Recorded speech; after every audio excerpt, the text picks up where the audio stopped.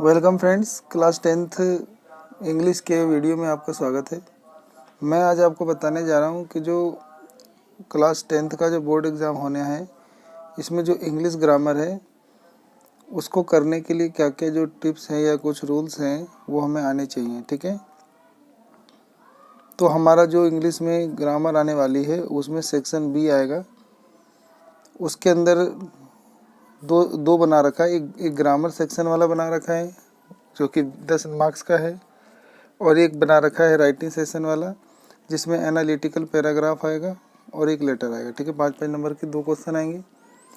तो जो पहला वाला जो 10 मार्क्स का ग्रामर वाला सेक्शन है उसके अंदर आपको ना मेनली क्वेश्चन मिलते हैं। जैसे आपको एक क्वेश्चन मिलेगा, 12 क्वेश्चन दिए रहेंगे, 10 क्वेश्चन करने हैं, 1-1 मार्क्स के 10 क्वेश्चन दिए रहेंगे। तो उसके अंदर एक क्वेश्चन रहेगा जैसे गैप फिलिंग का। ठीक है, तो आपको गैप फिल करना होगा।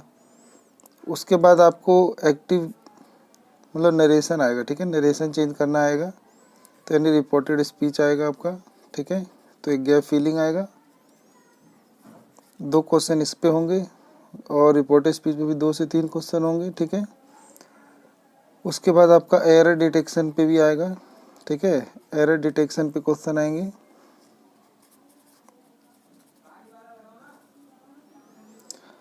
तो यही सब मिला के जो है आपका लगभग आ जाएगा आपका कितने मार्क्स का, 10 मार्क्स तक ऊपर तक का आ जाएगा। ठीक है, तो हमें को कैसे कैसे करना चाहिए, क्या क्या कुछ नियम हैं जिन्हें मतलब हमें फॉलो करेंगे तो ये हमारा सेशन आराम से हो जाएगा।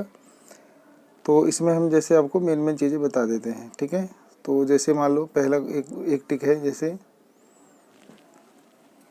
पहला जैसे मान लो आपको खाली स्थान दे देगा। ठीक है, तो कोई क्वेश्चन लिख देगा और उसमें आपको खाली स्थान छोड़ देगा। तो उसके अंदर आपको क्या करनी होगी, आपको वर्ब भरनी होगी। ठीक है, तो उसके अंदर आप कैसे वर्ब भरोगे, तो जैसे मान लो टेंस के अकॉर्डिंग भी भरना पड़ता है, एक्टिव पैसिव को भी ध्यान में रख के भरना पड़ता है, नरेशन को भी ध्यान में रख कर भरना पड़ता है। तो वर्ब के ऊपर खालिस्तान आएंगे आपको भरना होता है। ठीक है, तो एग्जाम्पल के लिए मैं एक एग्जाम्पल लेता हूँ। तो जैसे कि हमारा आ गया ऐसे खालिस्तान की सन डैश इन द ईस्ट। तो पहले आपको क्या करना है कि आपको इसकी मीनिंग ढूंढना है। इसकी मीनिंग ढूंढ के फिर आपको एक गैप भरना है। तो sun rises in the east यानी कह रहे सूरज पूर्व में उगता है, उग रहा है या उग चुका है, ऐसे पूछ रहा है। ठीक है, तो आपको देखना है कि ये जो सेंटेंस है इसमें इन चारों में से क्या भरना है। तो क्योंकि जो ये सब्जेक्ट है हमारा सन, ये सिंगुलर है, तो ये सिंगुलर है, तो ये सिंगुलर वर्ब लेगा। तो जब सब्जेक्ट सिंगुलर होता है तो सिंगुलर वर्ब बनाने के लिए हम वर्ब में एस या एस जोड़ते हैं।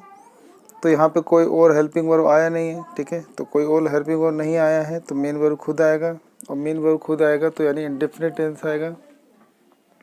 इंडेफिनिट में अब होता है कि पास्ट इंडेफिनिट आएगा कि प्रेजेंट इंडेफिनिट। तो ये एक यूनिवर्सल फैक्ट है कि सूरज पूरब में उगता है, यूनिवर्सल फैक्ट है यानी सार्वभौमिक सत्य बात है, तो इसलिए यहाँ पे राइजेज आएगा। ठीक है, राइज नहीं आएगा, ये प्लूरल सब्जेक्ट के लिए होता है। राइजेज आएगा क्योंकि सब्जेक्ट सिंगुलर है। ठीक है, तो इसके आगे लिखेंगे द सन। अब दा भी आएगा, देखो ध्यान देना है कि the sun rises in the east. दिशाओं के नाम के आगे आर्टिकल आता है, और जो दुनिया में जो अकेली चीज़ें हैं जैसे सूरज, पृथ्वी, तो इनके नाम के आगे भी द आता है। ठीक है, तो यहाँ पे आर्टिकल भी आएगा द सन, फिर बनेगा राइजेज इन द ईस्ट। तो ये अब आपका करेक्ट हो गया। ठीक है, तो एक तो ऐसे आपको कोई भी वर्ब होगा उसको आपको चुनना होगा। तो आपको जो भी वर्ब चुनना होगा वो टेंस के अकॉर्डिंग चुनना होगा। तो अगर मान लो यहाँ पे कोई भी हेल्पिंग वर्ब नहीं आया है, हेल्पिंग वर्ब क्या होते हैं, is, am, are, was, were, has, have, had, तो ये जो डू, डज, डिड, ठीक है ना, तो ये सब आपके हेल्पिंग वर्ब होते हैं। मोडाल्स भी आपके हेल्पिंग वर्ब्स होते हैं। तो उनके अनुसार जो है आपको यहाँ पे वर्ब लगानी है, यानी टेंस के अकॉर्डिंग लगानी है या मॉडल्स के अकॉर्डिंग लगानी है। ठीक है, या एक्टिव पैसिव वॉइस होते हैं उनके अकॉर्डिंग लगानी होती है। ठीक है, या फिर कंडीशन के अनुसार भी लगाना पड़ता है। तो आपको इन वर्ब को भरना आना चाहिए। ठीक है, तो आपको पता होना चाहिए कि जो वर्ब की फर्स्ट फॉर्म है या वर्ब की फर्स्ट फॉर्म के साथ ऐसे ये जोड़ते हैं, ये प्रेजेंट इंडेफिनिट के लिए जोड़ते हैं, और नेगेटिव होने पे डू, डज। ठीक है, डू, डज जोड़ते हैं, पास्ट होने पे डिड जोड़ते हैं, पास्ट होने पे सेकंड फॉर्म जोड़ते हैं, ठीक है। प्रेजेंट होने पे हैज़ और हैव का यूज़ करते हैं। हैज़ होता है थर्ड पर्सन सिंगुलर के लिए और हैव होता है प्लूरल के लिए, ठीक है। और हैड जो होता है सभी पर्सन के लिए पास्ट में यूज़ होता है। तो ये सब आपको ध्यान रखना है। मॉडल्स में ध्यान रखना है कि कोई भी मॉडल्स आएगा है मॉडल्स वर्ब तो उसके तुरंत बाद वर्ब की फर्स्ट फॉर्म आती है, ठीक है। एक्टिव वॉइस में वर्ब की फर्स्ट फॉर्म आती है। पास्ट बन गया होगा तो उसके बाद बी आएगा और बी के बाद वर्ब की थर्ड फॉर्म आ जाएगा, ठीक है। तो पैसिव वॉइस में बी आ जाएगा, वर्ब की थर्ड फॉर्म। एक्टिव में मॉडल के बाद वर्ब की फर्स्ट फॉर्म आ जाएगा। कभी आपको डू डज डिड दिख जाता है तो इसके बाद आपको वर्ब की फर्स्ट फॉर्म आता है, ठीक है। हैज़ हैव, ठीक है, हैज़ हैव हैड, इनके बाद जो होता है ज़्यादातर टेंस बनाते समय वर्ब की थर्ड फॉर्म आता है। तो बनता है आपका परफेक्ट टेंस। वही परफेक्ट कंटिन्यूस बनाना होता है तो इसके बाद आ जाता है बीन, फिर प्लस वर्ब की फर्स्ट फॉर्म में आईएनजी लगता है, ठीक है। तो इन सब बातों का हमें ध्यान देना होता है, ठीक है। तो आपको ये जो टेंस है, मॉडल्स हैं, वॉइस हैं, इन सब का ढंग से रिवीजन कर लेना है, ठीक है। फिर इसके बाद जैसे आपको दूसरा चीज़ ध्यान देना है कि आपको ध्यान देना है कि जैसे रिपोर्टेड स्पीच आएगा तो रिपोर्टेड स्पीच में आपको ध्यान देना है कि कौन कौन से रूल्स होते हैं जिनका ध्यान रखना पड़ता है। एक एग्जांपल से इसको करके दिखाते हैं। अब जैसे मान लो ये नरेशन हमें चेंज करना है, ये डायरेक्ट है, ये ऐसे इनडायरेक्ट बनाना है, ठीक है। तो डायरेक्ट में जैसे लिखा है कि he said to me, he said to me, फिर ये इन्वर्टेड कोमा में लिखा है I wait there for 2 hours. तो कहते हैं उसने मुझसे कहा कि मैं 2 घंटे से तुम्हारा मतलब वहाँ इंतज़ार कर रहा था, मैं 2 घंटे से वहाँ इंतज़ार करता हूँ, ठीक है। तो यहाँ पर ये जो बिना मतलब ये जो इन्वर्टेड कोमा के अंदर है इसको बोलते हैं रिपोर्टेड स्पीच, ठीक है। और इसके जो आगे जो बिना कोमा इन्वर्टेड कोमा में होता है इसे बोलते हैं रिपोर्टिंग। इसके जो वर्ब है इसको बोलते हैं रिपोर्टिंग वर्ब। तो हमें देखना होता है कि रिपोर्टिंग वर्ब जो होता है ये पास्ट में है, प्रेजेंट में है या फ्यूचर में है, ठीक है। तो यहाँ पर हम देखेंगे तो ये जो सेड है ये वर्ब की सेकंड फॉर्म में यानी ये पास्ट में है। तो अगर रिपोर्टिंग वर्ब पास्ट में है तो इसके आगे जो ये रिपोर्टेड स्पीच होता है इसके टेंस को चेंज किया जाता है। अगर ये प्रेजेंट टेंस या फ्यूचर टेंस होता है तो फिर इसके आगे जो ये रिपोर्टेड स्पीच है इसका टेंस चेंज नहीं किया जाता है, ठीक है। एक तो ये बात ध्यान रखनी होती है। फिर एक बात ध्यान रखनी होती है कि ये जो इन्वर्टेड कोमा के अंदर लिखा है रिपोर्टेड स्पीच ये फुल स्टॉप पे ख़त्म हो रहा है तो यानी असर्टिव सेंटेंस है। क्वेश्चन मार्क पे ख़त्म होगा तो ये WH क्वेश्चन या यस नो क्वेश्चन हुआ करेगा, ठीक है। और हो सकता है इसके अंदर इम्पेरेटिव सेंटेंस भी आ सकते हैं, ऑब्जेक्टिव सेंटेंस आ सकते हैं, एक्सक्लेमेटरी सेंटेंस आ सकते हैं, ठीक है। तो उनके अनुसार फिर जो यहाँ पे जोड़ने के लिए कंजक्शन लगता है, ठीक है। तो वो भी आपको ध्यान रखना है कि असर्टिव सेंटेंस को जोड़ने के लिए कंजक्शन क्या लगता है, डेड। WH क्वेश्चन को जोड़ने के लिए कंजक्शन वही WH वर्ड लगता है। और यस नो क्वेश्चन जो हेल्पिंग वर्ड से शुरू होते हैं उनको जोड़ने के लिए इफ़ या वेदर लगता है। इम्पेरेटिव सेंटेंस को जोड़ने के लिए मतलब टू या नॉट टू का प्रयोग किया जाता है, ठीक है। और इसके अलावा जो ऑब्जेक्टिव सेंटेंस होते हैं उसको जोड़ने के लिए हम मतलब ये जो रिपोर्टिंग वर्ब है इसको भी चेंज करते हैं और फिर जोड़ने के लिए कंजक्शन दैट यूज़ करते हैं। और एक्सक्लेमेटरी सेंटेंस में भाव के अनुसार ये जो सेड टू होता है इसको जैसे खुशी का बोध है तो exclaim with Joy, exclaim with सोरो, ऐसे चीज़ों का यूज़ करते हैं, ठीक है। तो इसको पूरा आपको रिवाइज कर लेना है अच्छे से, ठीक है। तो अब इसको कैसे चेंज करेंगे बताता हूँ। जैसे ही सेड टू, अब देखोगे यहाँ पे कौन सा टेंस है तो ये फुल स्टॉप पे खत्म हुआ असर्टिव सेंटेंस है तो यहाँ पे सेड टू को बदला जाता है टोल्ड में, ठीक है। और अगर यहाँ पे क्वेश्चन वर्ड होता तो यहाँ पे इसको हम आस्क्ड में चेंज करते थे, ठीक है। या फिर इसके भाव के अनुसार अगर ये इम्पेरेटिव सेंटेंस होता तो भाव के अनुसार रिक्वेस्टेड, सजेस्टेड, एडवाइज्ड ऐसे ऐसे चेंज करते। और अगर ये एक्सक्लेमेटरी सेंटेंस होता तो exclaim with Joy, exclaim with सोरो, वो भी भाव के अनुसार चेंज होता, ठीक है। और अगर ये ऑर्डर दे रहे होते, किसी को विश कर रहे होते तो ऑर्डर्ड, विशेस, ऐसे वर्ड यूज होता, ठीक है। तो अभी यहाँ पे असर्टिव सेंटेंस है तो सेड टू की जगह टोल्ड यूज़ करेंगे। तो ही टोल्ड मी ध्यान देना है कि इसके बाद आपको जो ऑब्जेक्ट लिखते हैं टोल्ड के बाद यहाँ पे टू नहीं लगाते हैं, ठीक है। और अब ये असर्टिव सेंटेंसेस जोड़ने के लिए कंजक्शन दैट इस्तेमाल होता है, ठीक है। अब आई को चेंज करने के लिए S1 का नियम इस्तेमाल होता है 1 2 3। एस माने अगर ये जो एक माने होता है फर्स्ट पर्सन, अगर ये फर्स्ट पर्सन है तो ये एस माने सब्जेक्ट के अनुसार चेंज होगा। तो जो कि यहाँ पे आई खुद फर्स्ट पर्सन है, आई और वी फर्स्ट पर्सन होते हैं, तो सब्जेक्ट के अनुसार चेंज होगा, तो ये ही के अनुसार ही हो जाएगा, ठीक है। अगर ये सिंगुलर है तो सिंगुलर हो जाएगा, या प्लूरल है तो प्लूरल हो जाएगा। तो ये आई है तो सब्जेक्ट के अनुसार चेंज होगा, तो यही है तो ही हो गया। और यहाँ पे अब टेंस को भी चेंज करेंगे, क्योंकि रिपोर्टिंग और पास्ट में था, ये जो सेड है ये वर्ग की सेकंड फॉर्म है, तो ये पास्ट टेंस हो गया। इसको देखोगे तो जो वेट है ये वर्ग की फर्स्ट फॉर्म है, तो इसको हम प्रेजेंट है यानी ये प्रेजेंट इंडेफिनिट, तो इसको चेंज करेंगे तो पास्ट इंडेफिनिट में चेंज होगा, तो इसकी सेकंड फॉर्म लगेगी, तो ही वेटेड हो जाएगा, ठीक है। तो ही वेटेड, अगर यहाँ पे हेयर होता तो देयर हो जाता, और ये पहले से देयर है तो हम इसको देयर ही रहने देंगे, ठीक है। तो ये देयर हो जाएगा, ठीक है। ये एडवर्ब है तो इसको हम ऐसे ही रहने देंगे, देयर का देयर।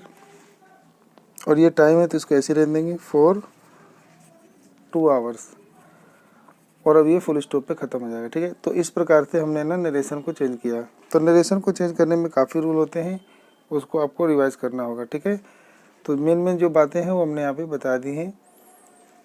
तो इसको चेंज करने के लिए हमने सेड टू को टोल्ड में बदला, कंजक्शन हमने दैट लगाया, यहाँ पे प्रोनाउन आई को बदल के ही कर दिया, यहाँ पे हमने टेंस को बदल के वर्ग की फर्स्ट फॉर्म था तो सेकंड कर दिया यानी पास्ट कर दिया, और कोई अदर वर्ड होते तो उन्हें चेंज किया जाता, और आखिरी में फुल स्टॉप लगाया है, ठीक है। तो ऐसे ही और भी बहुत सारे रूल होते हैं, उसका आपको रिवाइज कर लेना है, इस पे क्वेश्चन आएंगे आपके 10th में, ठीक है। तो नरेशन को चेंज करने के लिए कुछ, जैसे हमने देखा यहाँ पे फर्स्ट फॉर्म है तो ये सेकंड फॉर्म में चेंज हुआ, तो ऐसे ही हमने देखा कि फर्स्ट है तो हमने सेकंड फॉर्म कर दिया। तो ऐसे ही अगर हमें डू या डज पेपर में दिख जाता है तो उसको हम डिड में, मतलब डू या डज नॉट दिख जाता है तो डिड नॉट में चेंज कर देंगे, ठीक है। और अगर हमें इज एम आर दिख जाता है तो इज एम आर को हम वाज और वर में चेंज करेंगे, ठीक है। और अगर आपको हैज़ और हैव दिख जाते हैं तो आप उसको हैड में चेंज करेंगे। और अगर आपको डिड दिख जाता है या हैव दिख जाता है तो ये हैड में चेंज रहेंगे, ठीक है। अगर आपको पेपर में वाज वर दिख जाता है तो ये आपका चेंज हो जाएगा हैड बीन में। और अगर मोडाल्स में सेल या विल दिख जाता है तो इसको चेंज कर दोगे आप वुड में। ऐसे ही कैन होगा तो आपको पता ही है कुड में, और मे है तो आपको पता ही है माइट में, और मस्ट है तो भाव के अनुसार देखना पड़ता है। कई बार मस्ट का मस्ट ही रह जाता है, अगर उसमें कोई नेसेसिटी का भाव आ रहा हो या एजेप्शन का, यानी कल्पना का और आवश्यकता का भाव होगा तो मस्ट को मस्ट रहने देना है। और अगर उसके अंदर मजबूरी ओब्लिगेशन आ रहा होगा तो मस्ट को हैड टू में चेंज किया जाता है, ठीक है। तो इतना चीज़ें ध्यान देना है। अब बाकी अगर कुड है, माइट है, ये सब है तो ये नो चेंज रहते हैं, ठीक है। तो इतनी चीज़ों का आपको ध्यान रखना होता है, ठीक है।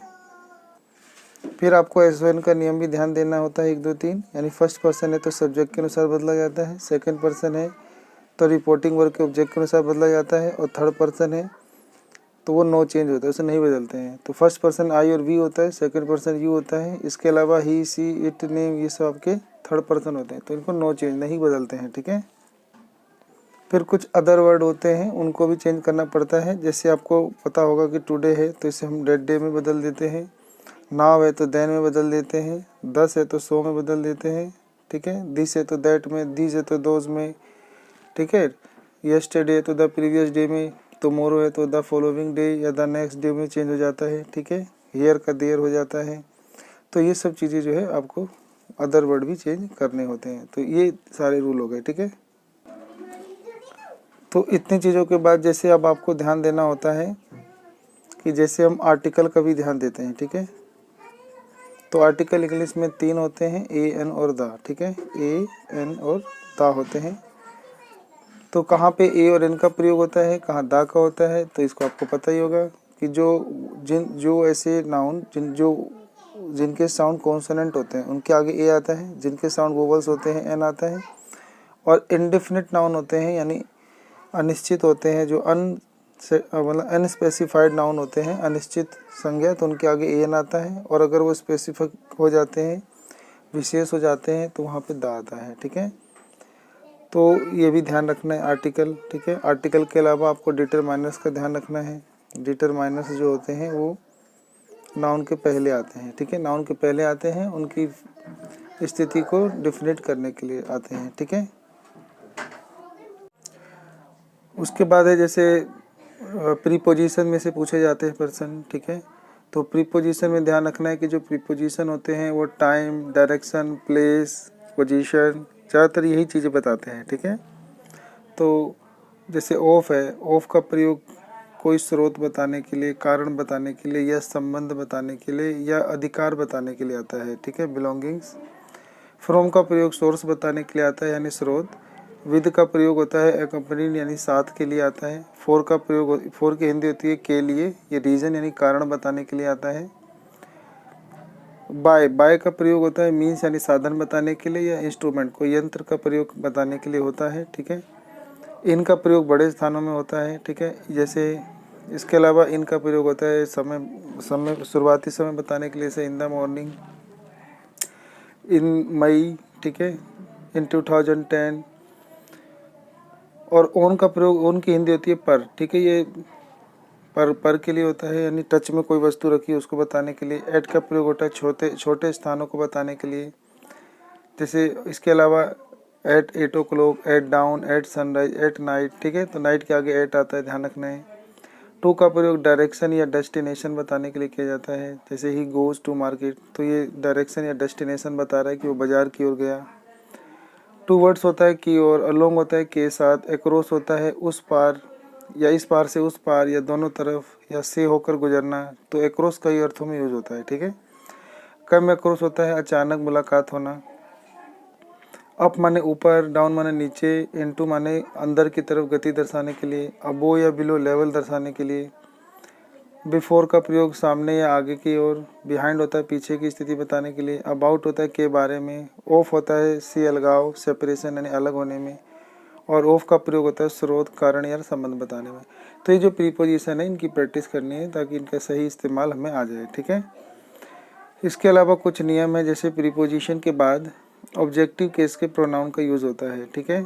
तो जैसे लिखा है सी रिलीज ऑन मी, तो अगर हम लिखते हैं सी रिलीज मी तो ये गलत हो जाएगा। रिलीज जो होता है इसके बाद आपको अगर ये मतलब प्रीपोजिशन लगाएंगे ऑन, और ऑन के बाद आएगा ऑब्जेक्टिव केस का प्रोनाउन, तो आई नहीं आएगा, आई की जगह मी आएगा। आई जो होता है वो सब्जेक्टिव केस होता है, ऑब्जेक्टिव केस आई का मी होता है।